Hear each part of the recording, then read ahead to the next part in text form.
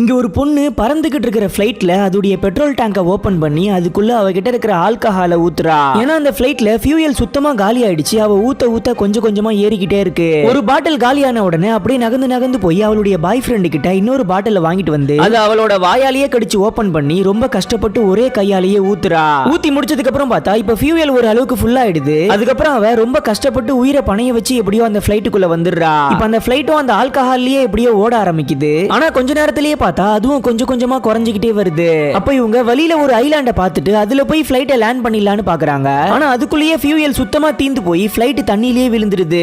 அதுக்கப்புறம் இவங்க எப்படியோ நீந்தி அந்த ஐலாண்டுக்கும் போயிடுறாங்க. ஆனா கடைசியில பார்த்தா அது ஐலாண்டே கிடையாது, அது வெறும் சின்ன ஒரு மணல் மேடு. அதை பார்த்த உடனே அவங்க வாழ்க்கையே வெறுத்து போயிடுறாங்க. அதுக்கேத்த மாதிரி கொஞ்ச நேரத்திலேயே அந்த இடத்துல தண்ணியும் வந்து ரொம்பிடுது. இவங்க அவ்வளவுதான், நம்ம இப்படியே சாக வேண்டியதுதான் நினைச்சுக்கிட்டு இருக்கும் போது அந்த பக்கமா ஒரு போட் வருது. இவங்க அதுகிட்ட ஹெல்ப் கேட்டு எப்படியோ ஒரு வழியா தப்பிச்சிடுறாங்க.